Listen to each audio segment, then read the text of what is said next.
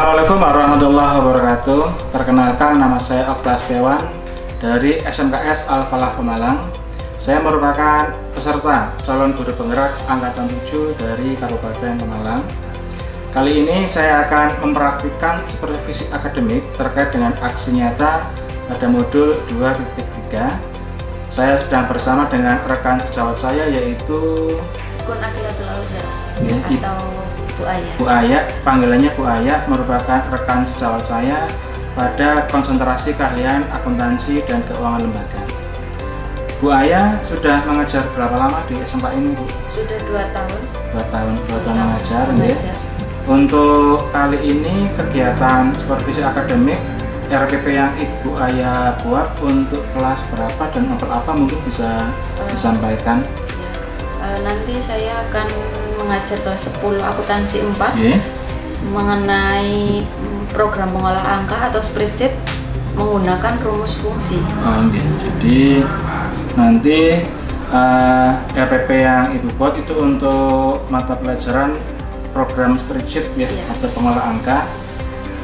Mungkin bagi teman-teman yang bukan dari guru SMK memerlukan gambaran bagaimana mapel ini sehingga mereka juga ada gambaran mengenai isi dari RPP Bu Aya. Dalam program pengolah angka ini menggunakan komputer, Excel, ya, menggunakan rumus-rumus yang biasa digunakan seperti sum, if, atau PV itu untuk investasi, terus PMT itu untuk angsuran. Kalau yang satunya itu nanti saya akan menggunakan rumus penyusutan SLN, SYD, dan DDP. Itu untuk gambaran mata pelajaran dari program pengolah angka. Kalau tujuan pembelajaran yang Ibu Aya buat untuk kegiatan pembelajaran di pertemuan ini apa, Bu Aya? Pada RPP yang Ibu Aya buat. Tujuan pembelajarannya mengolah data menggunakan rumus fungsi. Untuk kelas 10 nggih? Kelas 10. Iya. Ini kan mungkin anak ini kan belum lama Bu ya belajar di SMK ya. Ini kan mereka mungkin dari SMP kemudian baru 1 semester nggak di kelas 10 ini. Kira-kira nanti ada nggak Bu Aya memperkirakan kendala-kendala yang akan ditemui dalam kegiatan pembelajaran nanti?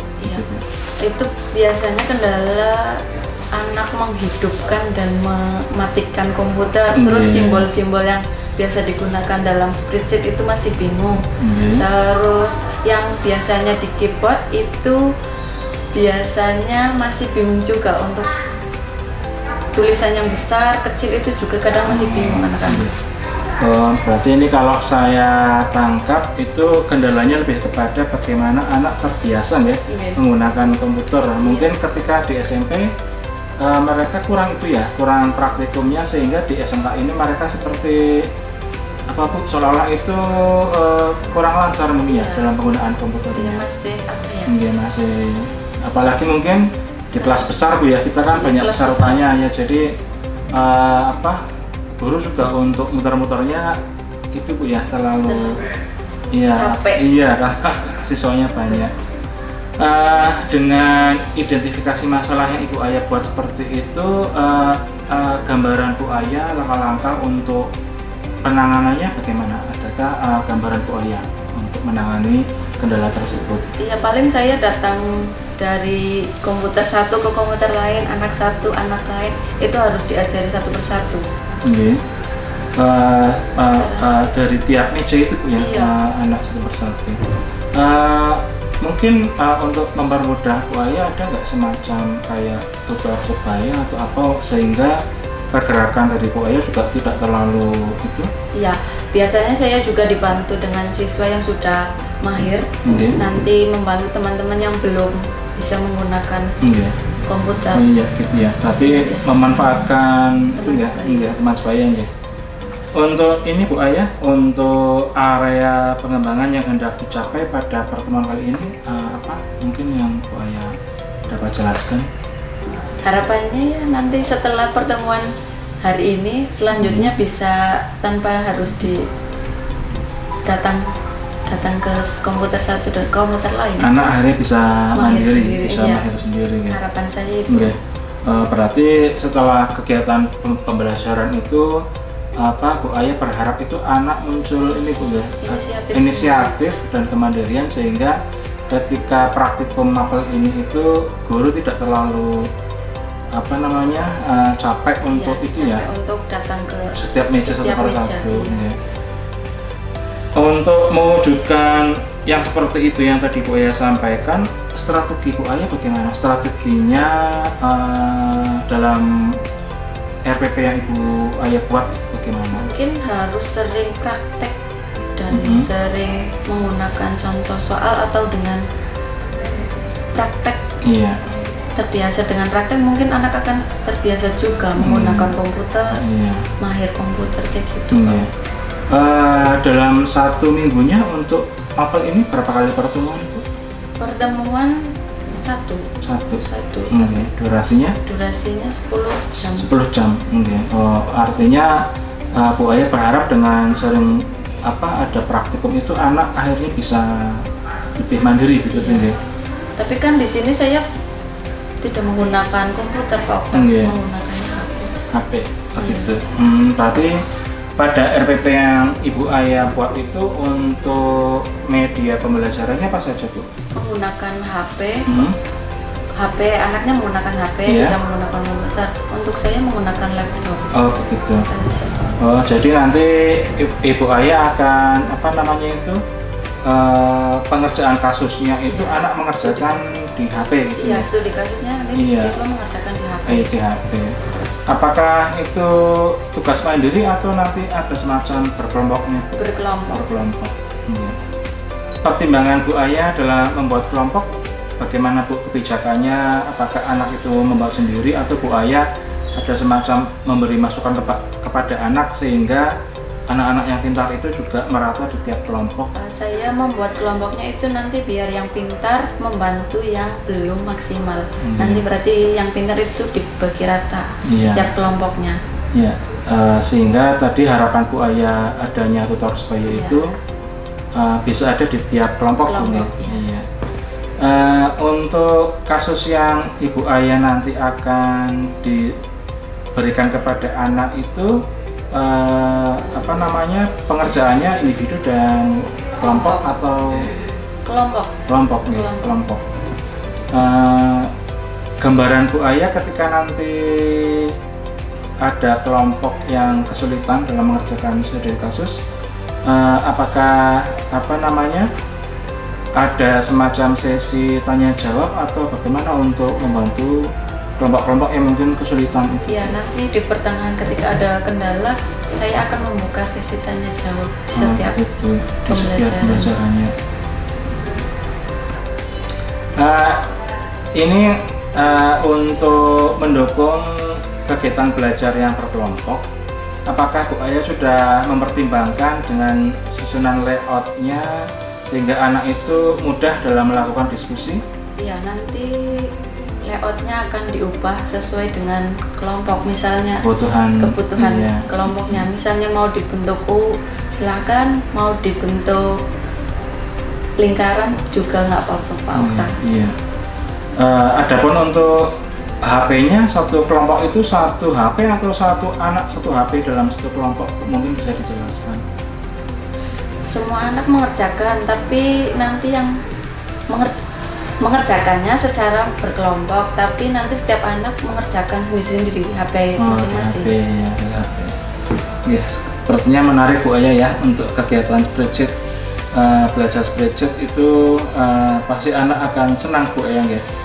Untuk ini Bu, untuk pembelajaran sosial emosional yang Ibu Ayah buat, nanti kira-kira apa saja kemananya akan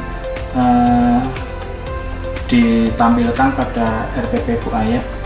Itu menggunakan nafas di awal pembelajaran, teknik stop atau ambil nafas nanti dibuang, itu dilakukan 10 kali Pak Okta. Itu untuk kesadaran diri, sehingga siswa itu sebelum belajar sudah disiapkan mental. Jadi mereka lebih fokus. Iya, betul Pak Okta. Ada lagi nggak Bu Ayah mungkin kayak semacam ice breaking atau apa yang akan nanti dimunculkan dalam pembelajaran sosial emosional di RPP Bu Aya? Enggak Pak, cuma itu saja. Hanya itu saja. Ya. Untuk yang terakhir Bu Aya, terkait dengan pembelajaran sosial emosional yang akan Bu Aya munculkan pada RPP itu ada berapa komponen? Kemudian akan diterapkan pada kegiatan belajar apa saja? Saya akan menerapkan 3 komponen Pak Okta. Yang pertama itu kesadaran diri itu menggunakan teknik stop yang di awal pembelajaran itu. Terus yang kedua itu sosial itu ketika nanti saya presensi, ketika nanti ada anak yang tidak berangkat karena sakit, itu nanti saya akan mengirimkan doa Al-Fatihah untuk anak yang sedang sakit untuk biar cepat sembuh. Terus yang ketiga itu keterampilan relasi ketika berdiskusi kelompok. Itu nanti siswa. Ya. Jadi pada tahapan pembelajaran sosial emosional nanti ada 3 ya. Ada 3 yang akan Bu Aya terapkan, yaitu kesadaran diri ya. Ketika awal pembelajaran Bu Aya akan mempraktikkan teknik stop ya. Jadi anak mengambil nafas kemudian dikeluarkan gitu ya. Jadi anak dikondisikan biar siap untuk ikut pembelajaran. Kemudian untuk kesadaran sosialnya adalah ketika Bu Aya melakukan presensi ya. Jadi nanti bagi anak yang sakit atau mungkin izin bersama-sama dengan anak yang berangkat kita doakan gitu ya. Yang terakhir adalah keterampilan berrelasi ya. Jadi saat berdiskusi anak diharapkan itu latihan berkomunikasi, menyampaikan pendapat ya, sehingga nanti mereka itu muncul keterampilan berrelasinya gitu. Baik Bu Aya, mungkin untuk percakapan observasi kali ini sudah cukup. Kita akan masuk ke dalam kelas ya untuk melakukan observasi pembelajarannya. Sudah siap Bu Aya? Siap Pak.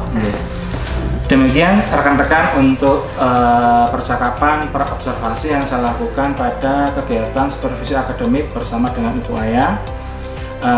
Untuk perhatiannya saya ucapkan terima kasih. Wassalamualaikum warahmatullahi wabarakatuh.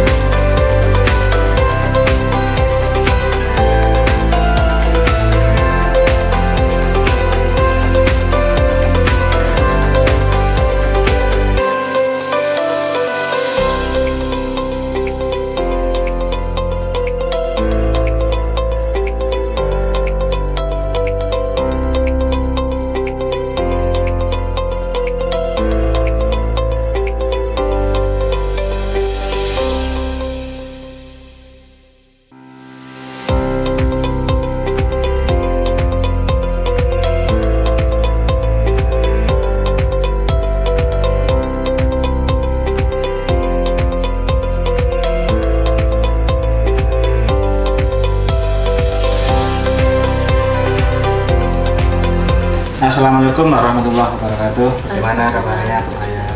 Baik Pak Okta, alhamdulillah sehat. Ya, hari ini cerah sekali Bu Aya. Alhamdulillah cerah Pak, cerah matahari pagi. Iya. Ini Bu Aya, kemarin kan kita telah melaksanakan kegiatan supervisi Bu ya di dalam kelas. Sebelum itu kita ngobrol dulu Bu ya, kita ada kegiatan para supervisi. Saya menanyakan apa saja hal-hal yang Bu Aya persiapkan, terus bagaimana RPP-nya, kemudian kita juga masuk ke kelas bareng-bareng Bu ya. Di dalam kelas Ibu juga mengajar murid-murid dan saya ada di sana. Hari ini kita akan Bu melakukan pasca supervisi. Kita akan ngobrol sebentar. Ada waktu kan Bu Aya untuk ngobrol seperti ini? Ada Pak. Bagaimana rasanya kemarin Bu Aya ngajar seperti itu di dalam kelas? Rasanya deg-degan.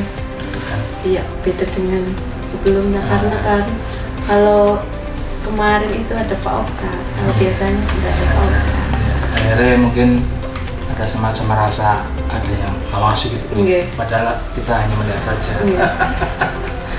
Begini Bu Aya, setelah kemarin Bu Aya melaksanakan kegiatan belajar di dalam kelas, itu standar kompetensi apa kemarin yang Bu Aya ingin dikembangkan waktu itu ketika kegiatan belajar kemarin? Standarnya itu mampu mengoperasikan aplikasi pengolah angka dengan menggunakan rumus seperti FI, SYD, SLN, DDP.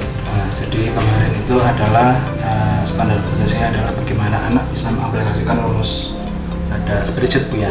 Karena ini kelas 10 SMK ya, jadi memang praktiknya menggunakan Excel gitu Bu ya. Iya. Dari standar kompetensi yang telah Bu Aya tentukan itu kompetensi apa yang dikembangkan Bu sehingga muncul pada peserta didik di kelas tersebut? Diharapkan nanti peserta didik mampu mengolah data berdasarkan rumus, kemudian mengolah data dengan menggunakan rumus fungsi pada Microsoft Excel. Gitu ya. Jadi pada akhirnya siswa itu mampu untuk menerapkan dari rumus-rumus yang telah di dalam kelas. Menarik Bu Aya guys sepertinya. Kemudian ada nggak Bu kompetensi spesifik yang ingin Bu Aya kembangkan lagi gitu, Bu, selain dari itu Bu? Kompetensinya yang ini mungkin yang itu kompetensi awal itu mampu mengolah data dengan menggunakan rumus fungsi seperti SUMF gitu Pak, selain SYD gitu.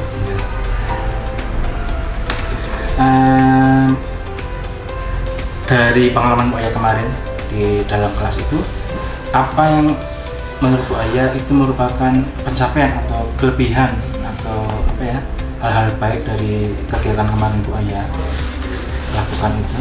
Ada nggak yang merasa bahwa oh ini kelebihan saya gitu? Mampu menggunakan komputer dengan baik, tapi melalui smartphone Pak. Gitu. Karena di sini kebetulan komputernya terbatas, jadi kita mensiasatinya dengan menggunakan HP. Gitu. Jadi Bu Aya merasa bahwa kemarin itu lebihnya adalah pada akhirnya terampil ya, siswa terampil dalam menggunakan spreadsheet walaupun lewat HP gitu. Kalau ini berdasarkan dari pengalaman Bu Aya, kekurangan atau hal-hal yang masih menurut Bu Aya itu harus ditingkatkan lagi apa kira-kira Bu dari kegiatan belajar kemarin?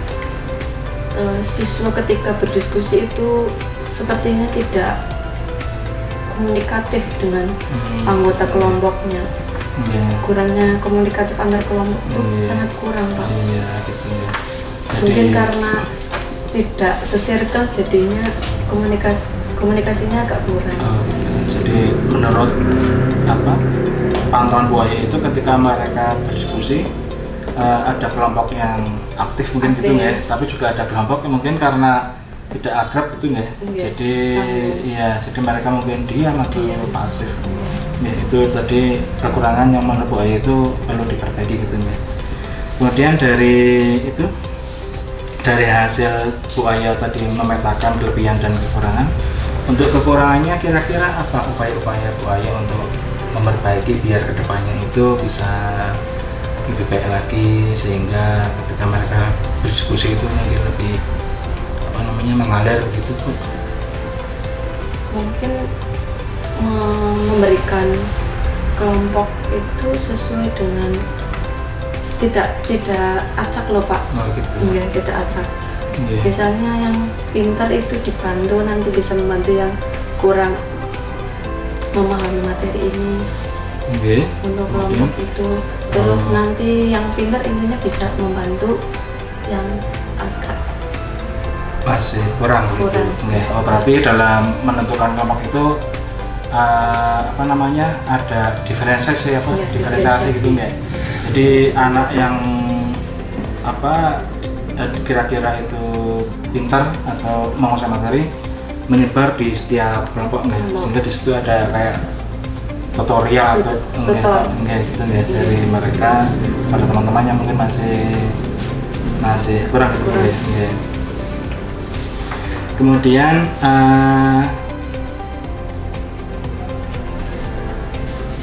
kapan Bu Aya ini ingin memperbaiki? Tadi kan mengatakan ketika membuat kelompok itu ada semacam diferensiasi gitu ya. Terus kapan rencana Bu Aya untuk melakukan dari ide tersebut gitu? Setelah adanya pasca ini Pak, observasi ini, saya akan memperbaiki pembelajaran yang agak kurang menurut saya.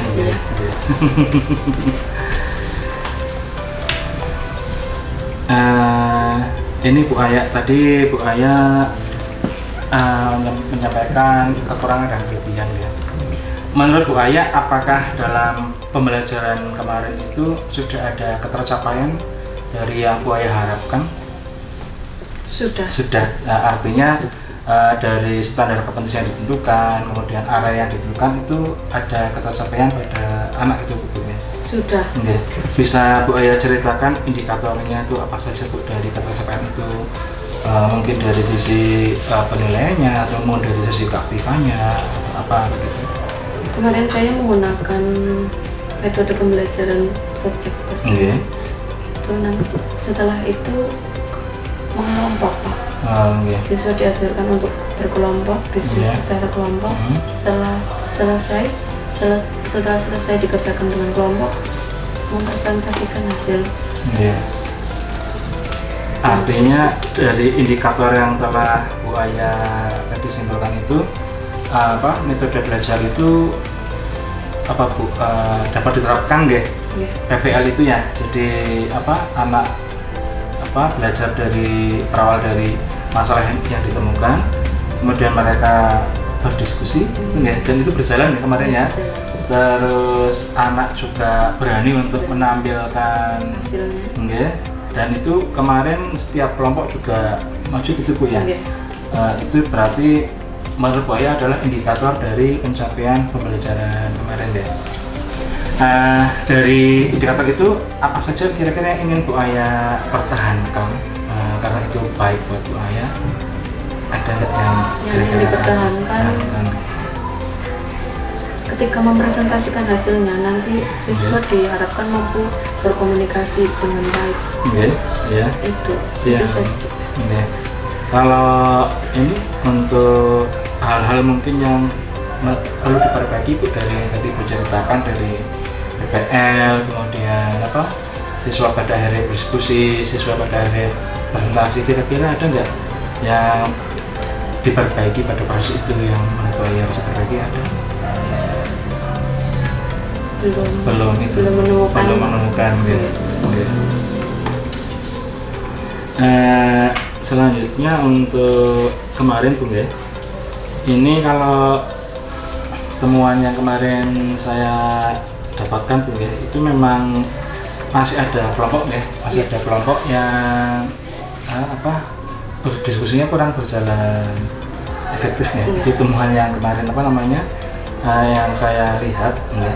Itu menurut Bu Aya itu biar kelompok itu berdiskusi berjalan aktif, apakah Bu Aya ada semacam berkeliling atau usaha itu biar kelompok itu lebih efektif gitu Bu?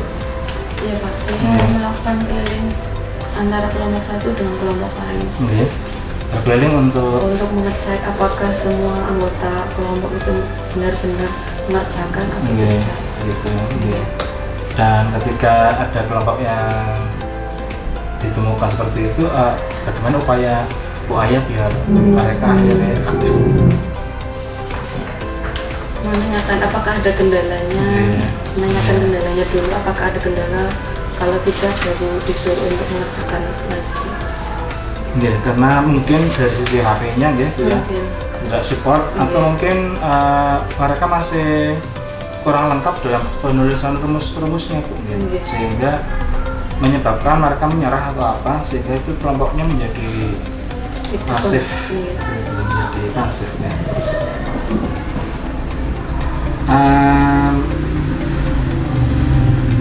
Apa sih yang Bu Ayah perlukan, Bu, biar kegiatan belajar itu efektif? Itu dukungan apa saja yang menurut Bu Ayah diperlukan?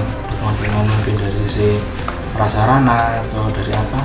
Ya mungkin prasarana itu. Sebenarnya kan kalau spreadsheet harusnya pakai komputer ya Pak, tidak menggunakan HP.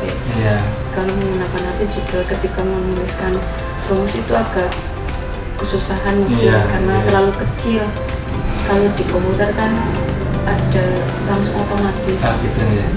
Kemudian kalau di lab itu kan biasanya ada proyektor, itu ketika menampilkan gambar, visual, audio gitu lebih enak. Tapi saya melihat kemarin anak juga antusias, Bu, antusias. Apakah menurut Bu Ayah itu anak-anak juga pada akhirnya sudah mulai tertarik, Bu, dengan pelajaran spreadsheet, Bu? Iya, sangat tertarik sebenarnya Pak kalau untuk praktek spreadsheet aplikasi rumah tangga itu. Daripada ketika teori itu, Bu. Kemudian ini Bu Ayah, kira-kira perasaan bisa nggak diceritakan perbedaan antara ketika Bu Ayah kemarin masih kita perobservasi, kemudian di dalam kelas, dan sekarang sudah pasca supervisi, ada nggak perbedaan perasaan yang Bu Ayah rasakan sekarang? Bagaimana? Apakah lebih plong? Apakah masih ada yang mengganjal dan seterusnya gitu? Agak plong sih Pak. Plong karena apa gitu, Bu? Karena sudah melakukan observasi ini. Kalau nanti kan setelah ini mungkin observasinya nggak tahu kapan lagi ya Pak. Jadi pembelajaran saya bisa dengan anak itu bisa leluasa.